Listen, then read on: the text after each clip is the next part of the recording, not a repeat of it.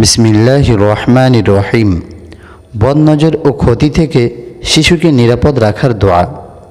আমাদের সমাজের বহুল প্রচলিত একটি রীতি হলো শিশুদের মানুষের বদনজর থেকে রক্ষার জন্য তার কপালে কালো টিপ দেওয়া হয়।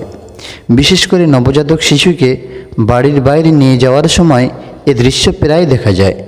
কিন্তু বদনজর থেকে হেফাজতের উদ্দেশ্যে শিশুর কপালে টিপ দেওয়াকে ইসলাম সমর্থন করে না। শিশুকে বদনজর ইত্যাদি থেকে রক্ষার জন্য কি করতে হবে সে সম্পর্কে দিক নির্দেশনা রয়েছে ইসলামে।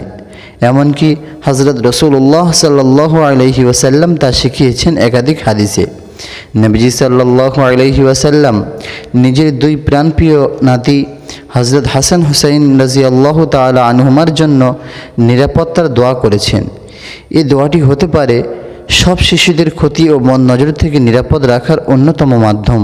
দুই নাতিকে নিরাপদ রাখতে কি দোয়া করেছিলেন নবীজি সাল্লাল্লাহু আলাইহি ওয়াসাল্লাম?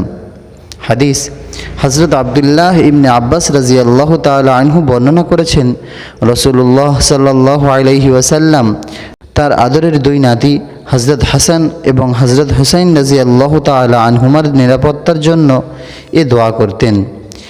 উঈযুকুমা বিকালিমাতিল্লাহিত তাম্মাতি মিন কুল্লি শাইতানিন ওয়া হাম্মাহ ওয়া মিন কুল্লি আইনিন লাম্মাহ। অর্থ, আমি তোমাদের উভয়ের উদ্দেশ্যে আল্লাহ তাআলার পরিপূর্ণ কল্যাণময় কালামের মাধ্যমে প্রতিটি শয়তান, জীবননাশক বিষ ও অনিষ্টকারী কুদৃষ্টি অর্থাৎ বদনজর থেকে আশ্রয় প্রার্থনা করছি। নবীজি সাল্লাল্লাহু আলাইহি ওয়াসাল্লাম বলতেন, এভাবে হযরত ইব্রাহিম আলাইহিস সালাম তার দুই ছেলে ইসহাক ও ইসমাঈল আলাইহিস সালামের জন্য আশ্রয় চাইতেন। তিরমিজি শরীফ।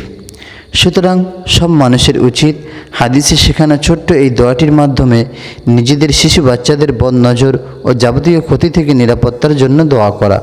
আল্লাহ তাআলা সবাইকে হাদিসের উপরে যথাযথ আমল করার তৌফিক দান করুন এবং নবীজি সাল্লাল্লাহু আলাইহি ওয়াসাল্লামের শেখানো দোয়ার মাধ্যমে শিশুদের নিরাপত্তায় আল্লাহর কাছে আশ্রয় প্রার্থনা করার তৌফিক দান করুন। আমিন সুম্মা আমিন। আসসালামু আলাইকুম ওয়া রাহমাতুল্লাহি ওয়া বারাকাতুহু।